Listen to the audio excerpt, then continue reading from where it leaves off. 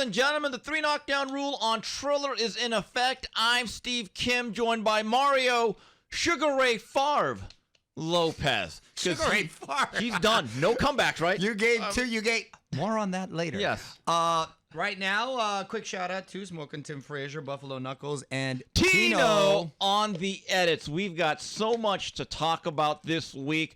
Let's begin. Round number 1 this past weekend at the Barclays Center in Brooklyn, New York. It was showtime. Triple header, junior middleweights in action. Danny Garcia with a majority 12-round decision over Jose Benavidez. Your scores 116-112, 117-111, and 114-114. Then junior welterweight, some controversy. Gary Antoine Russell with a TKO in 6 over Rancis Barthelemy. And then heavyweight, Ali Demirazin with a 10-round decision, pounding it out over Adam Kownacki. Mario Garcia Benavidez. You know what this is like? And I wrote this on snack.com for this week's K9 Corner. It was like 2 Priuses drag racing. Wow. Yeah. That's a good analogy I right went there. I went there. Listen, full disclosure, I was watching UFC 277 live. Good call. Which was an excellent card. I found that ironic that Terrence Crawford and Mike Tyson were both sitting They knew. octagon side, which I thought was pretty cool.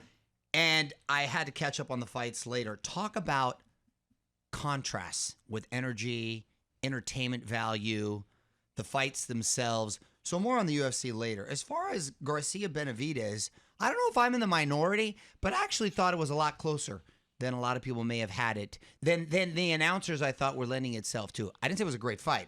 I just said I had it closer than what I think they were alluding to. Garcia did more than enough to win. And listen, he was world champion for a reason. I like the way he picks off his shots, the way he stays composed, the way he counters off of the combinations that are coming at him. Benavidez, who looked huge in there, by the way, I thought had moments, but it was too few and far between. Now, granted, I don't know if it's because my man got capped in the leg and is not as agile, but there was a lot of the way he was blocking a lot of shots, but there was nothing coming back in retaliation. There wasn't enough.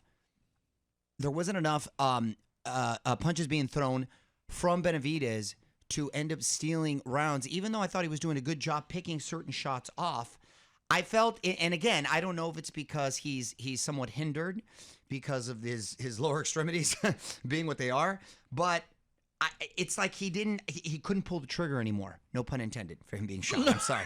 He couldn't pull the trigger. I wasn't trying to be funny. But you know what I mean? Is he couldn't let it go because I felt like, wow, he could really have some moments and success, and this is a winnable fight for him.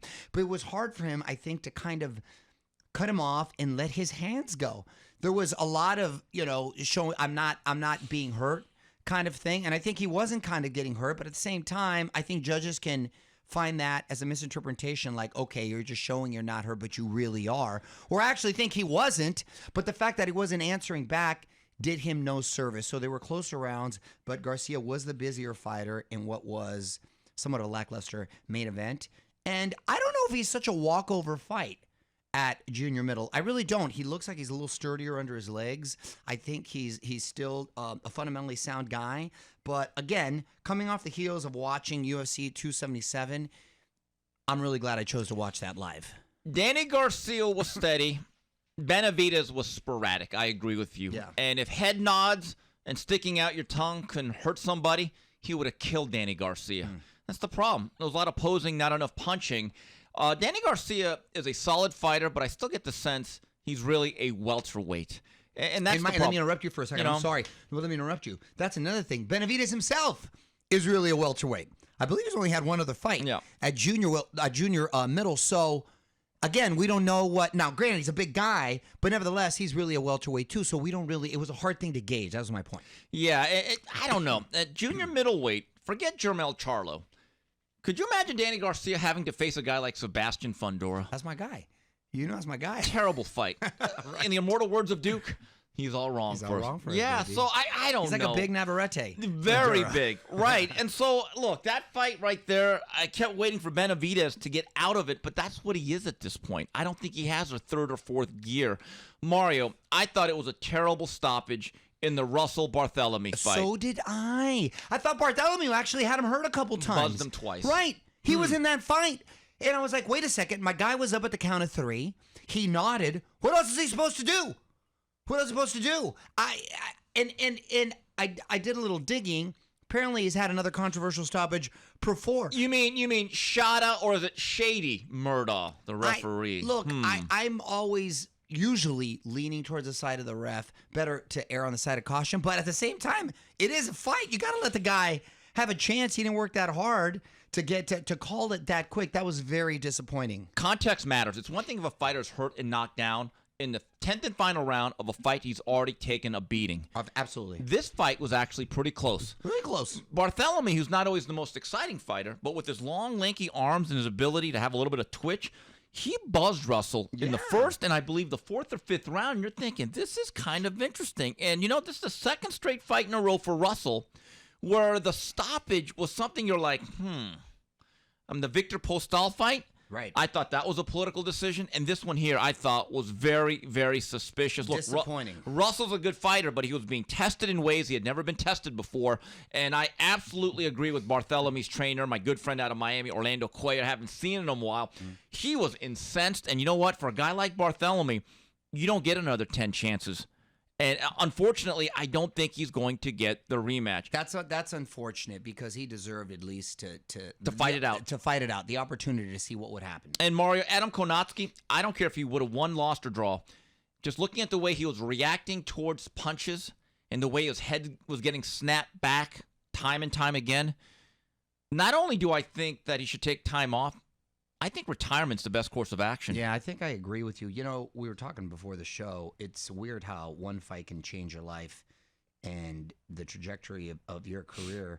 Cepeda, who fought Josue Vargas after that fight, who came in very cocky and confident, and after that that knockout, never the same, and then just got knocked out again recently. So, yeah, one fight can do, and I think that's what happened with Kownacki. And it wasn't just Hellenius. The Chris Arreola fight, we had Joe Goosen in here a couple months ago, and he said, wait a minute, we stretched him to a point. That guy's never been the same. Right. Now, I want to question his management. Kownacki could have been the guy to fill in for Jarrell Miller instead of Andy Ruiz to face Anthony Joshua, turning down, I believe, a $5 million plus package. Bad move. Recently, Kownacki was also offered another 7-figure package to face Derek Chisora. But for some reason, they kept saying, no, we're going to go our own way. How'd that work out? This management, man. Absolutely. It's malpractice. Malpractice. Oof, that's sad. Yeah, so congratulations to Marizin, who was steady. And Kownacki got off to a quick start after 2 rounds. It was over at that point. By the 5th, 6th rounds, you kind of saw where this was going. Absolutely. Moving on, the 3 knockdown rule on Triller. Mario, whatever plans you had for the garden party this Saturday at Madison Square Garden, you can cancel them now because the Jake Paul Hasim Rahman card, all of it has been absolutely scrapped. It's a he said, she said thing with Hasim Rahman saying, well, I signed the contract, but I couldn't make weight, so let's just do another weight, while Jake Paul saying, no, the weight is the weight. Who do you blame here? Okay. A few things. The social media presence regarding the fight is probably way more entertaining than the fight would have been. I agree. Anyway, I think a couple things. Look, you signed the contract. You have to honor it. It's not like this fight date just crept up on you. Yesterday, he had months that he was aware, and I'm actually shocked that he wasn't he wasn't at least close to the weight, too, at least reportedly. I'm shocked he even agreed to it. Exactly. I'm shocked, number one, he agreed to it, and I'm shocked, number two, that he was nowhere even close. So I don't know if his strategy was, I'm going to try to shame him. He'll have to take it. Obviously, that didn't work. On the flip side of that coin, if you hear my friend Dana White, in his assessment, I thought he made a lot of sense, too. He says it costs $500,000 just to turn the lights on in Madison Square Garden. Okay? That was a bold move for them to have it there anyway, in that it was, allegedly, not trending in the right direction, and they hadn't sold many tickets, and the streaming hadn't been. Now, keep in mind, Dana's old accountant is now, I guess, the manager / promoter. It's got sources. Interesting. Jake Paul. So he was he had some words to say about that. And look, so it may be a little of that, and maybe he wasn't as close to weight. There was also rumors that he wouldn't accept the dive. I don't know about all that, but we do know that the weight was definitely. So I think him being not on weight was actually a blessing in disguise for Paul and them. If in fact those financial, because then they would have lost their butt, Kim, and that might have been the end of an era. Yeah, because I don't know if they've ever, to quote Tiger King, I don't think they would have ever financially recovered. Yeah, look, Tiger King quote. Was Jake Paul trying to drain Rahman Jr.? Of course he was. The deck is stacked. But you got into the deal. He always fights guys that are about 30 pounds lighter than him anyway. Right, and basketball players and MMA guys who just kind of pack it in. We're really wrestlers. But Rahman knew what he was getting into. Right. And I thought it was fascinating to see the social media firestorm between fighters and other fighters. And what was the general consensus, did you find?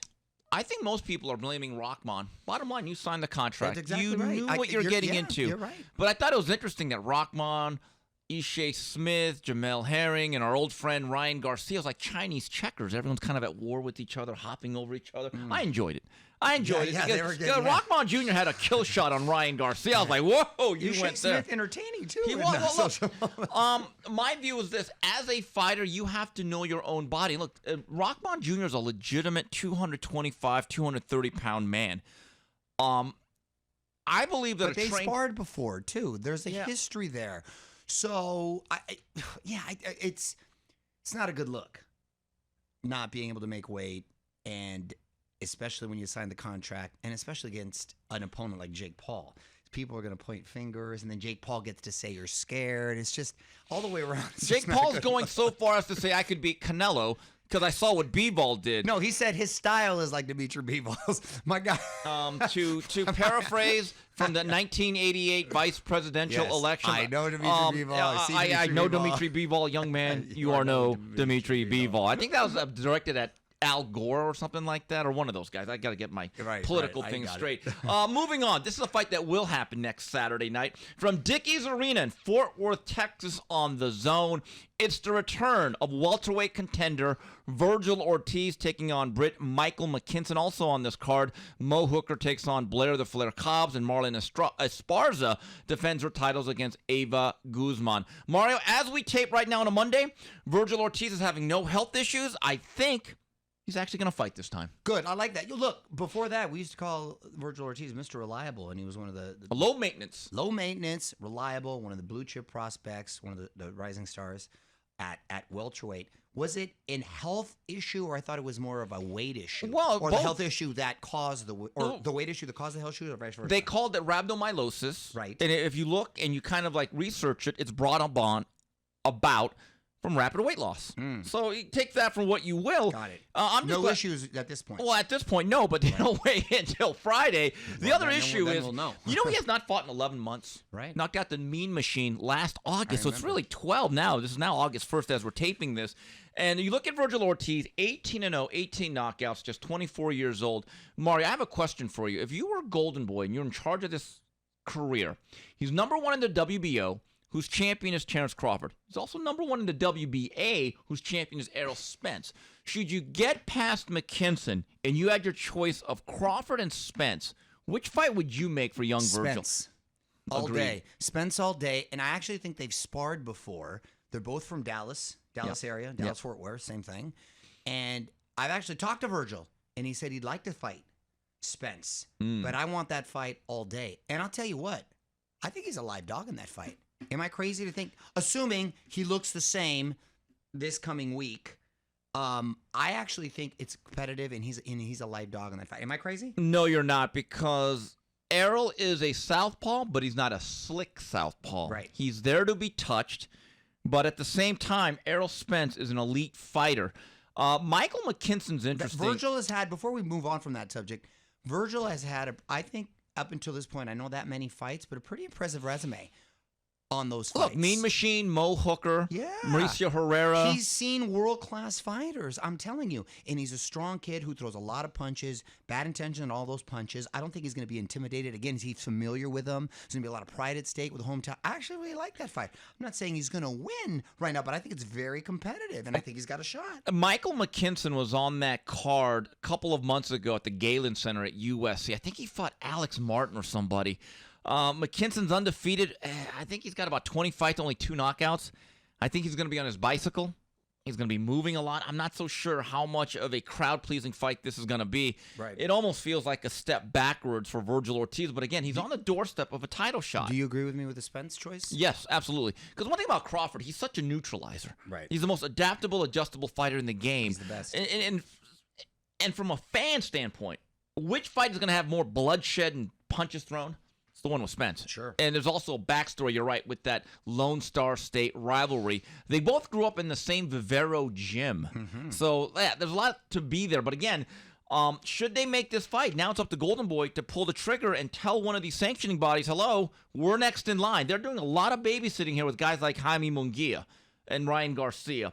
Also, on ESPN Plus from Belfast, Northern Ireland, it's the return of Irish Michael Conlan taking on veteran Miguel Marriaga. Mario, the last time we saw Conlan, for 10-11 rounds, he looked great.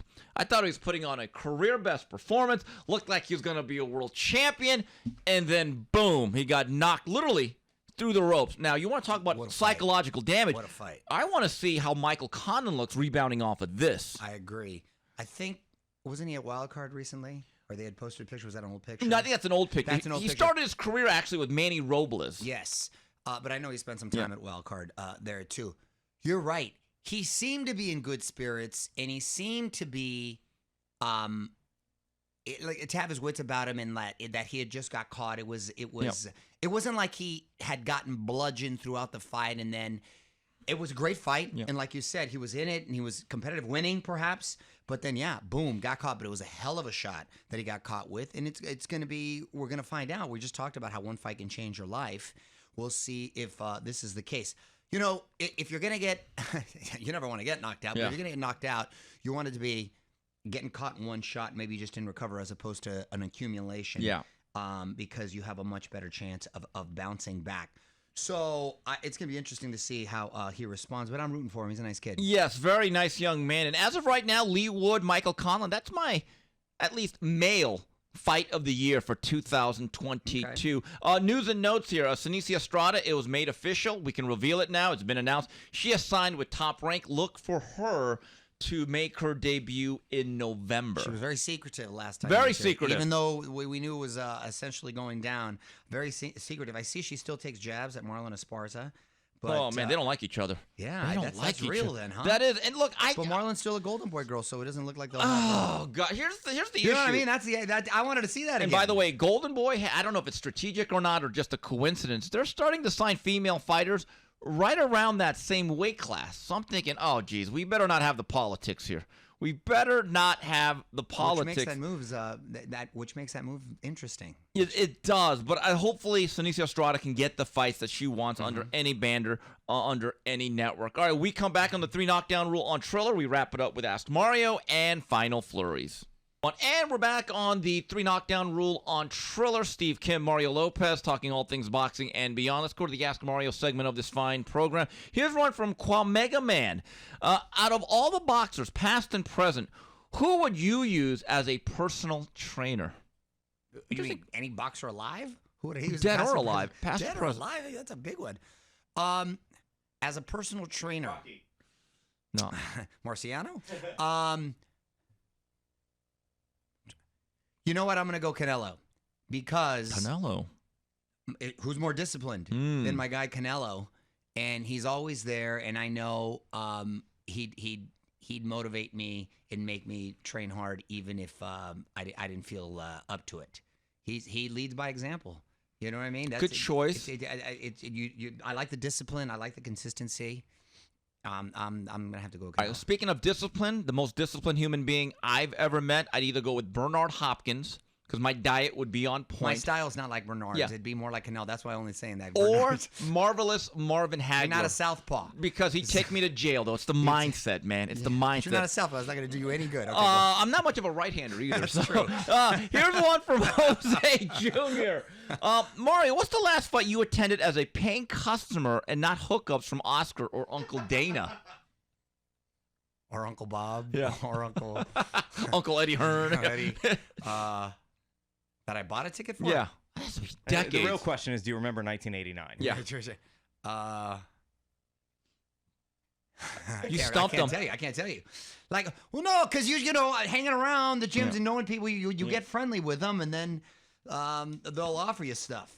And then I've actually, you haven't either, fool. I've you actually paid forever. No, but I've actually bought tickets for friends for certain fights as birthday gifts. I buy pay-per-views all the time. Yes, you do. I buy pay-per-views, so that's my contribution. Yes, you do. All the time. And you also I host them at my house. Yes, you do. So I do all the time. I buy the pay-per-views all the time. For actual tickets, usually if I'm going, I'm getting hooked up, or else I'll just buy you're the Mario pay-per-view. Lopez. You're Mario Lopez. It's not that. It's just like I'll know somebody, whatever. I do enjoy seeing it at the house, but there's nothing like it in person. Yeah. Here's one from Christian. Who would you pick to win if Teofimo and Regis Prograis were to fight each other? By the way, Mario, you're always rocking them fire shirts during the show.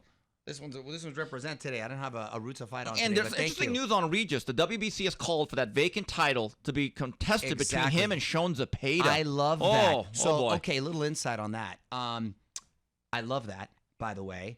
And supposedly, Jose Ramirez getting married and does not want congratulations in October, to him. But my man, I would have postponed that wedding if you get a shot at the title and it came to Mario, me. didn't I the tell wife you, would have understood. Mario, didn't I tell you a couple of weeks ago that he seems to be kind of exiting out of the business? Look, and especially his style. He's a hard worker. He's a guy. Which is his right, by the way. Sure, and God bless him. But when you get a shot at the title, I think you got to financial reasons, and there's not that many opportunities, as we say. Business is business.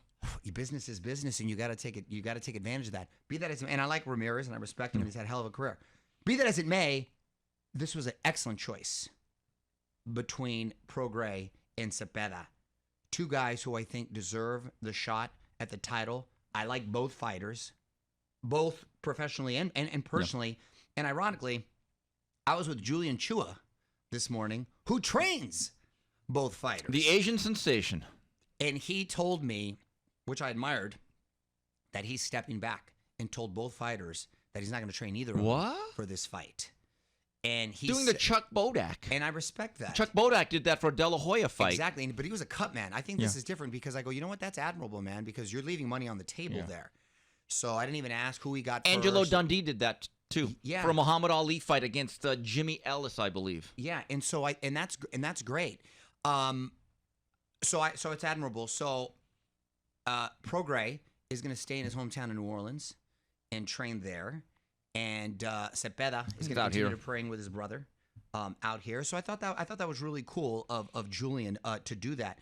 With that said, I think that's a very even fight, man. That's a very even fight. And the thing about Zepeda, he's deceptive with his power. My guy's got like 32 fights, but 27 knockouts. He can crack. And if you look at his two losses, his first one was a very controversial TKO where he broke his shoulder. Popped out. And popped out in the first round. And Alcazar was his trainer at the time, tried to snap it back in and went out there and he had to stop. So that's not a real TKO. Yeah. That doesn't count. And the other one was a controversial loss against Jose Ramirez in Fresno. In his hometown of Fresno. So he's theoretically undefeated, really. And Prograis, his only loss is a majority split decision to Josh Taylor at his peak. So these two guys are elite. It's going to be top 5 guys. Top no 5 doubt guys. about it. Really? I think those are. It's safe to say top 2 and they deserve this shot. Very 50-50 fight. Jose Zepeda speaks softly, but he carries a big stick. He's also the kind of guy. He's like the Chargers. And this is a weird comparison, but he sort of rises. You mean he doesn't make the playoffs either? You're so stupid. Sorry. You're so stupid. He sort of rises to the level of his competition. He does. If he's got a fighter Remember that he's against dangerous, Hank Lundy? Exactly. He was sleepwalking for 6 rounds. Like, hey, get going here, brother. Exactly. But when he knows he has a dangerous opponent in front of him, he trains hard, he focuses, and it brings out a better fighter in him. So I can't wait for this fight. I'm very thankful on the behalf of Prograis because he was getting into Bolivian territory. Yeah. I mean, you're like, wow, you're fighting in empty tennis stadiums in Saudi Arabia. These fights are just keeping you busy, but there's no career arc. No, I'm really happy for both guys. Now, this wasn't the original question. Teofimo Lopez, we're going to see how he looks. Next week, the 13th. Week, and then I can answer that question. But you know how I feel about that kid. I'm high on him. And I actually, assuming he doesn't have he's fine mentally and everything, I think he could be even better at 140. I think at his best, he is still a blue chip marquee elite fighter. It's all up here. Yeah, it's but not I the think technical even at 140, of he's not going to be killing himself. He'll remain just as fast. He'll be even stronger. Here's a question from Corey Ferguson. WTF can be done to remedy poor officiating and refereeing? Can networks decline fights if certain judges are contacted?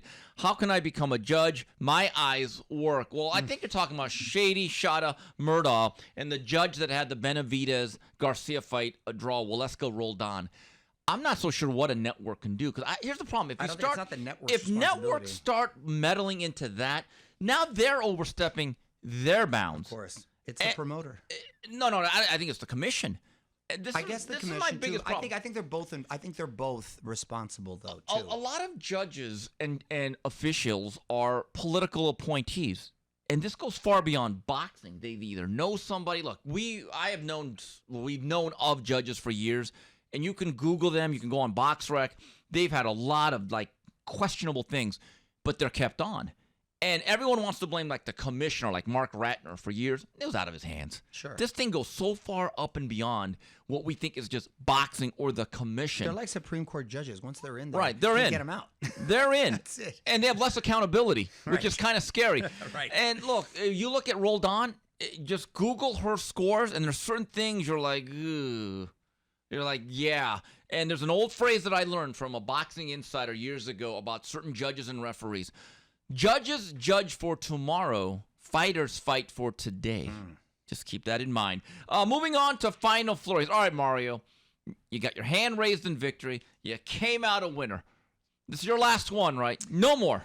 Listen, first of all. No. No. I just want to talk about the experience for a second. I don't know what my crazy ass was doing. Those guys were tough. Props, tip of the hat to the opponents. Very skilled, very technical, tough guys. I'm really happy that I got to compete out there and ended up winning. And it's funny, I did better as I got along, as I got more tired. I think I was just more relaxed, and I felt the other guys getting a little bit tired, so the conditioning came into play and stuff. But it's tough, man, when you got a lot of eyes looking at you all the time and you got to still perform. I was used to it wrestling as a kid, but still as an adult, and a lot going on.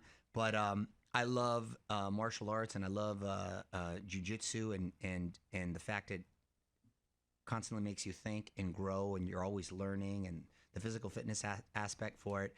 But I definitely checked it off the bucket list, and I was stressed with the moving and the work and everything, and having to take that on and making weight. Making weight sucks. Even when you get older, you still got to make weight. I don't have to cut too much, but still being aware of it. It's nothing's fun about making weight. So with that said, yes, I think so. It was one of those gosh, I want to test myself with the Worlds, and I got invited to go with the World stuff. You might be punching me in the face, but I think I should end on this note, right? I should end on. Tell me, that's where you're my friend. You're supposed to tell me, yeah, end on this note. This has Tom Brady vibes. No, tell me I'm supposed to end on this note. This has Tom Brady vibes. You're not telling me you're supposed to end on this note. I think the note is going to be him punching you in the face. Yeah. No. I think that's my note is right hand or left hook. I don't really. No. I think that's good. So I'm feeling good. You said you're not good with either hand. That's good. That's true. So that's why I'm thinking that touches. I'll be right with it. I'm gonna roll with it. No.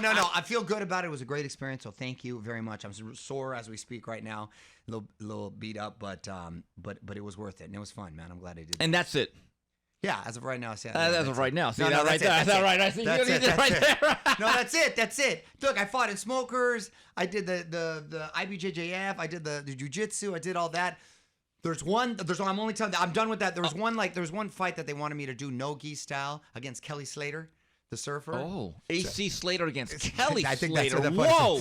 But I think that, hold on, wait a minute. Different. I like that's that different, right? That's like a super fight. That's different. That's what they want to call it. Whatever. That's gimmicky. That's no, but it'll be real. Yeah. No, I know, but I mean, it's kind of a gimmicky thing because it's another celebrity. But again, we're talking a world-class athlete, one of the best athletes ever. So it's not like he's a punk or anything. But unless it's something like that, Conor McGregor, Floyd Mayweather style, leaving a crack of the door open. By the way, Kelly Slater though. But as far as the competitions. That might, but Kelly Slater, he's really into jiu-jitsu, and he's decorated. Oh yeah, he's not like he's just started. He's very much into it. He surfs and rolls and all that. And then on a side note, he's one of my all-time favorite athletes. To me, he's like on the Mount Rushmore of great athletes. My guy has been the world-class top surfer for like 3-4 decades. Do you know that how hard? Really? Do you know how hard that is? Think about it. Since the 90s. So what is that? 90s? 3 decades.